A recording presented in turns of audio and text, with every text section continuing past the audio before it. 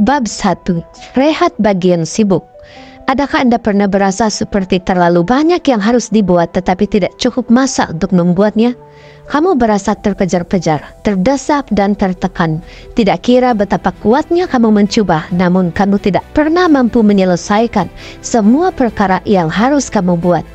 Seringkali ada satu lagi tanggung jawab, satu lagi tugasan, satu lagi perkara yang harus disiapkan daripada senarai tugas mesti dibuat yang telah kamu senaraikan. Kesibukan yang kejam ini membinasakan hidupmu. Kamu tergesa-gesa dari satu tugas kepada tugas yang lain, dan kadang-kadang kamu tertanya-tanya, adakah semua ini benar-benar berbaloi? Adakah apa yang saya lakukan akan memberikan perbezaan yang berpanjangan? Adakah kamu pernah tertanya-tanya bagaimana hidup ini saling melengkapi antara satu sama lain? Adakah perkara yang paling penting kelihatan seperti diketepikan dari hidupmu oleh perkara lain yang lebih menuntut perhatian yang serta-merta? Adakah perkara kecil yang menuntut perhatian segera yang mengisi hari-harimu? Seketika yang lalu saya terbaca satu artikel menarik dari ruangan khas dalam akhbar Los Angeles Times. Kolumnis sedikit, Arianna Huffington, menuliskan tentang pelbagai tugas. Frasa ini merujuk kepada keadaan di mana seseorang yang bekerja melakukan beberapa tugasan pada satu masa yang sama. Semakin ramai di antara kita mendapati diri kita melakukan pelbagai tugas dalam kehidupan pribadi seharian. Kita coba melakukan 2 atau 3 perkara pada satu masa yang sama. Kita membuka surat sementara bercakap dengan anak-anak kita pada masa yang sama. Kita coba meneruskan perbualan pada waktu makan malam sambil menonton berita malam melalui siaran CNN. Kita memuat turun email terkini sambil berbual dengan kawan dalam telepon, dan sementara itu juga sambil kita memerhatikan perkembangan pencapaian pasukan sukan kegemaran kita.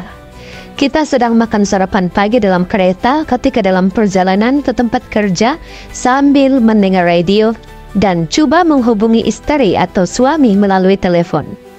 Sebahagian orang bahkan menjadi ketagih dengan pelbagai tugas. Arianna menulis, beberapa orang sahabat saya benar-benar hidup hanya apabila mereka hidup dalam keadaan seperti nyawa di hujung tanduk, berurusan dengan banyak krisis, bergelumang dalam keseronokan bekerja, dan kemudian terpaksa mengambil pil supaya dapat tidur.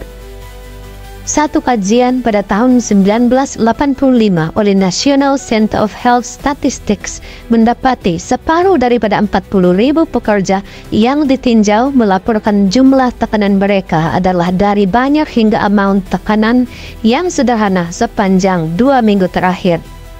Satu tinjauan oleh firma DRC Masters, Benton and Bowles menyatakan bahwa 3/4 daripada pekerja Amerika memberitahu pekerjaan mereka menyebabkan tekanan. Orang yang selalu dalam keadaan tergesa-gesa, tidak sabar, tegang, dan sangat kompetitif cenderung menjadi mangsa serangan jantung. Dr. Ray H. Rosen and Meyer Friedman mengembangkan konsep yang mereka sebut sebagai personality jenis E. Individu jenis ini biasanya bercita-cita tinggi, obses dengan keadaan yang tergesa-gesa, selalu dalam keadaan tertekan untuk menyiapkan tugasannya, sangat kompetitif dan tidak pernah berpuas hati dan berterusan dalam tekanan. Kajian yang diterbitkan oleh Dr. Rosen dan Friedman menunjukkan bahwa 90% daripada kes serangan jantung bagi lelaki di bawah umur 60 adalah mereka yang berada dalam kategori perilaku jenis E. Dalam satu laporan perubatan khas di MSNBC 7 Januari 2008, para pengkaji melaporkan bahwa kekhawatiran yang kronik boleh meningkatkan risiko serangan jantung sekurang-kurangnya bagi lelaki. Terdapat kaitan antara jantung dan minda, kata Dr. Nika Goldberry dari Sekolah Perubatan University New York.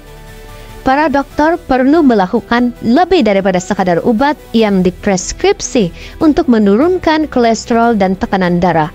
Mereka perlu menangani aspek psikologi dan masuk ke dalam minda pesakit, tambah beliau lagi. Dr. Bing Jium-sen dari University of Southern California melaporkan dalam satu kajian tentang penuaan dan kesehatan jantung bahwa lelaki yang menghidap kekhawatiran yang kronik adalah 30 hingga 40% lebih cenderung mendapat serangan jantung daripada rakan sebaya yang bersikap santai.